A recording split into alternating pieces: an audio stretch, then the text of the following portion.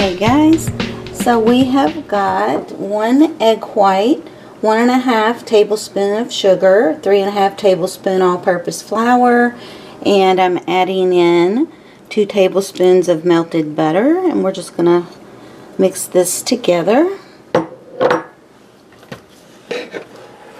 Now I've got red food coloring. We're gonna go ahead and pop some food coloring in.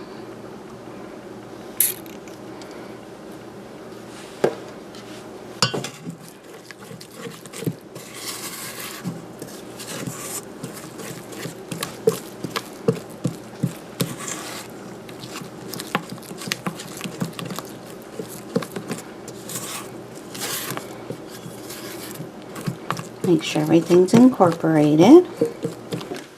Now I also have just a baggie here that I want to put this over into. Okay, now I have grazed a piece of parchment paper, and I've got it laying in a pan here. I have got my little baggie that I'm going to snip just the tip off right here, and we're going to pipe out freehand just some little hearts.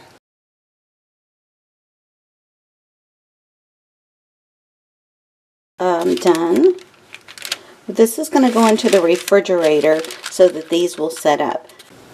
Okay guys, so we have 2 eggs, a 1/3 cup sugar, and a teaspoon of vanilla in here. We're going to whip this until the color goes from a dark yellow to a pale yellow.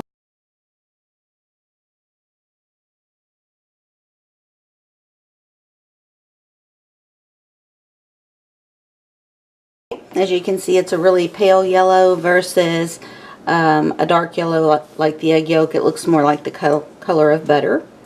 So now we're going to be adding in our dry ingredient. Okay, so I have a 1/2 cup of all-purpose flour and a teaspoon of baking powder and a pinch of salt. Just sifting that in.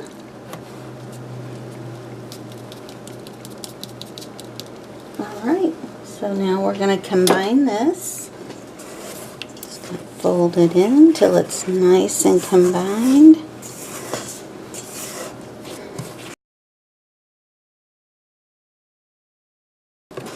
So now we're going to pull out our baking sheet that has the hearts on it. So now, starting up here at the end with the hearts, we're going to be pouring our batter onto this.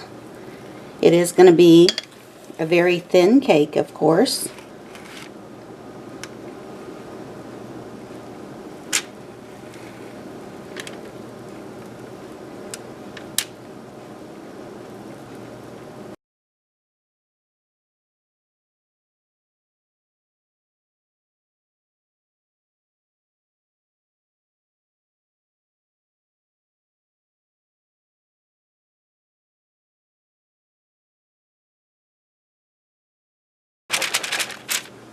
Okay, so I'm going to go ahead and put this in, and I'm going to set a timer for 8 minutes and then check it.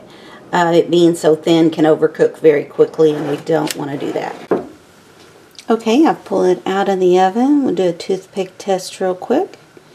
Comes out clean. I left it in the oven for almost 9 minutes.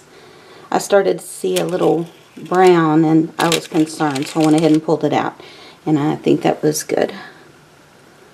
Now I've also set a timer for 5 minutes. We want to let this cool down just a little. We're not going to touch it for 5 minutes. Okay guys, so I have a really long spatula. I'm just going to go in and lift, just to make sure it's not stuck anywhere. There we go. And then we're going to start to slowly lift it and get it to roll.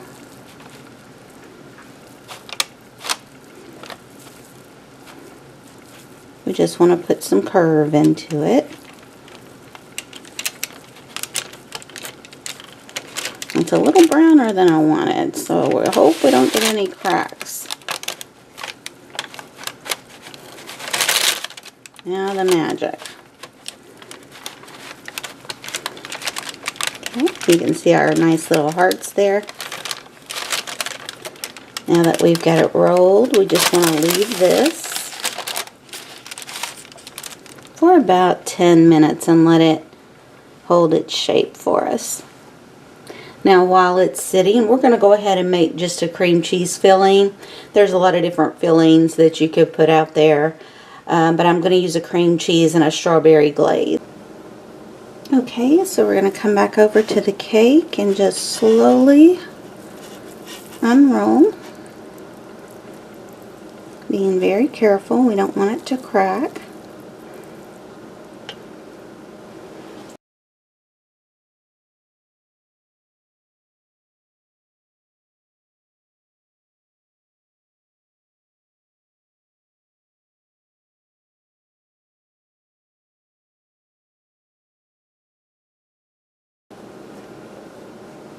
Okay.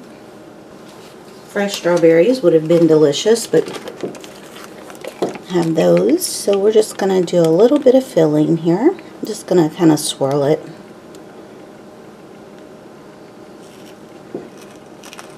Okay. Now we want to roll it back up.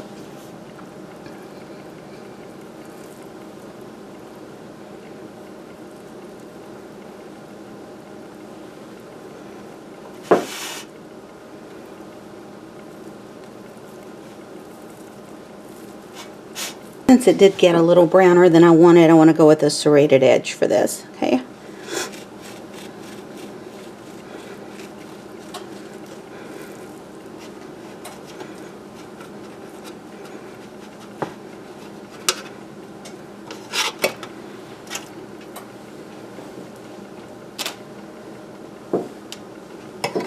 You can see, I'm going to descend and clean it up.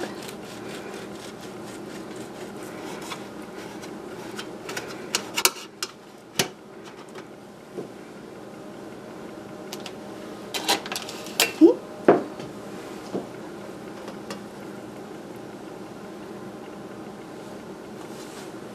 Now I think this cake is best to let it sit in the refrigerator for at least an hour before you serve it.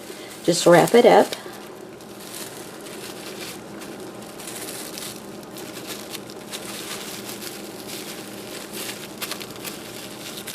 You can see the hearts turned out really cute. You can make them a lot smaller and go all over it, but you can even see it at the end where I did the trim. So it's really cute. Now this could also be served with fresh strawberries, whipped cream, whatever you wanted. You could even drizzle some of the strawberry glaze across the top if you want. But we're going to go ahead and put this in the refrigerator. Hey guys, just wanted to let you know this is a very sweet cake. What I would do instead of making the cream cheese filling is I would put Cool Whip in there and serve it with fresh berries to cut down on the sugar.